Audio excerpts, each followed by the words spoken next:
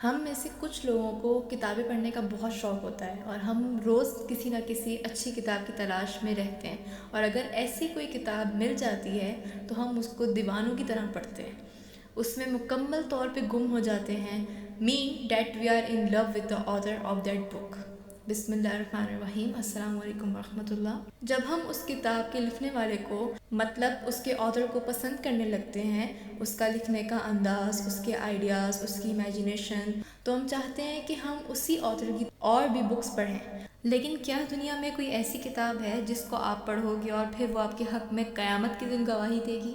حضرت محمد صلی اللہ علیہ وسلم نے فرمایا کہ قرآن پڑھا کرو، کیونکہ قیامت والے دن یہ اپنے پڑھنے والے کا سفارشی بن کر آئے گی، اور پلس وہ کتاب ایسی کتاب ہے جس میں صرف پڑھنے والے کو اس کے لکھنے والے سے پیار نہیں ہو جاتا، پر لکھنے والے کو اس کتاب کے پڑھنے والے سے زیادہ پیار ہو جاتا ہے۔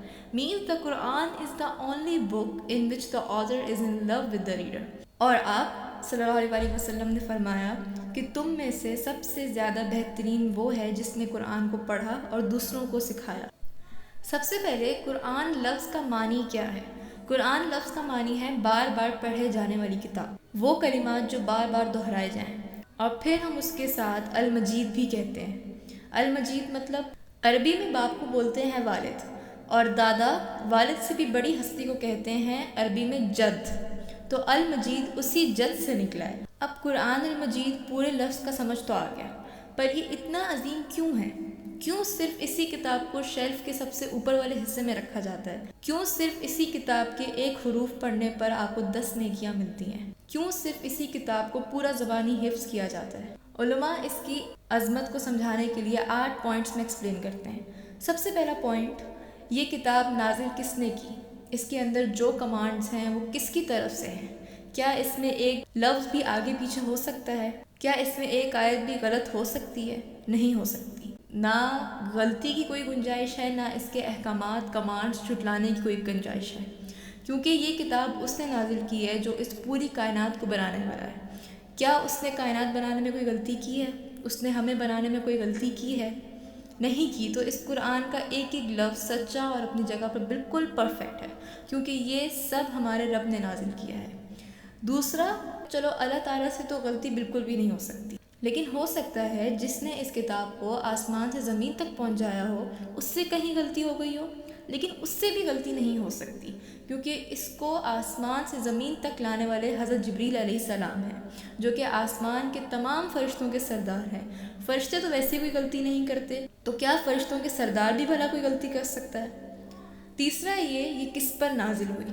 اس ہستی پر نازل ہوئی جو اس دنیا کی سب سے بہترین ہستی ہے، جو اس دنیا کے آج بھی ہر انسان سے بہتر انسان تھے۔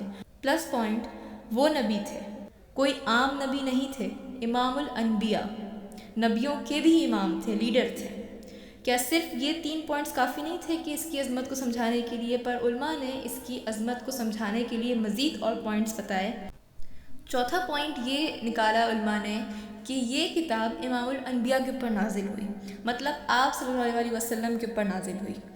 لیکن اللہ تعالیٰ نے اس میں صرف آپ صلی اللہ علیہ وسلم کے لیے رہنمائی یا ہدایت یا کمانڈس نہیں دیے، اس میں اللہ تعالیٰ نے ان کی امت کے لیے بھی دیے، مطلب سب سے بہترین امت، ایسی امت جس کو پانے کے لیے حضرت موسیٰ علیہ السلام نے دعا کی۔ توریت میں اس امت کا ذکر آیا، اللہ تعالیٰ نے فرمایا کہ ایک ایسی امت آئے گی کہ اگر وہ صرف نیکی کا ارادہ کرے گی اور اسے نہ بھی کر سکے تو اس کے لیے ایک نیکی لکھ دی جائے گی، اور اگر وہ اس نیکی کو کر لے گی تو اس کے لیے 10 سے لے کر کئی گنا زیادہ ثواب لکھا جائے گا، اور اگر وہ گناہ کا ارادہ کرے لیکن اسے نہ کرے تو اس کے خلاف کچھ نہیں لکھا جائے گا۔ تو اس پہ حضرت موسیٰ علیہ السلام نے اللہ تعالیٰ سے دعا کی کہ یا اللہ اس امت کو میری امت بنا دے، تو اللہ تعالیٰ نے فرمایا نہیں موسیٰ، یہ میرے نبی کی امت ہے۔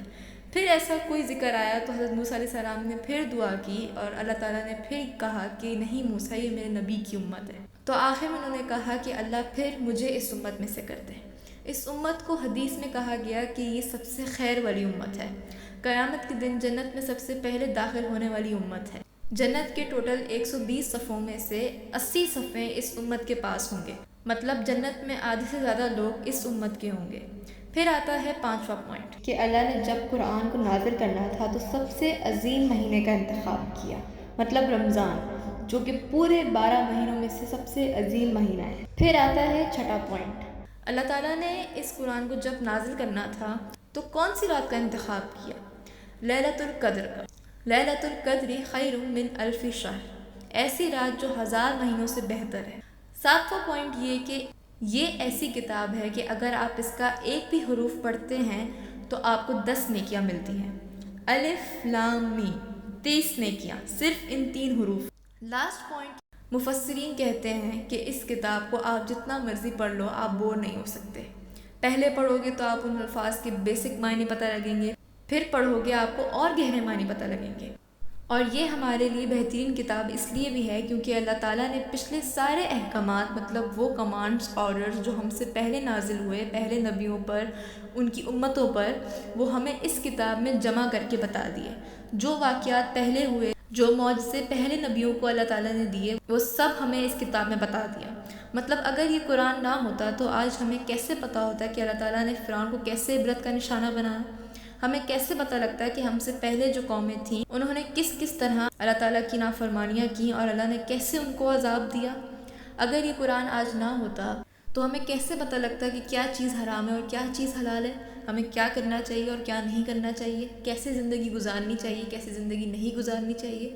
آج ہم کتنے کنفیوزڈ ہوتے اگر یہ قرآن نہ ہوتا۔ قرآن صرف تلاوت کے لیے نہیں اور بڑے بڑے فرینس میں گھر پہ سجانے کے لیے نہیں بنا، اس کو سمجھنا ہے، یہ سمجھ کے ہدایت پانے کے لیے نازل ہوا ہے۔ اللہ تعالیٰ ہم سب کو توفیق دے کہ ہم اس قرآن کو پڑھیں اور تاکہ قیامت کے دن یہ ہماری جا کے گواہی دے سکے کہ ہاں اس بندے نے مجھے پڑھا، مجھے سمجھا اور آگے بھی لوگوں کو سکھایا۔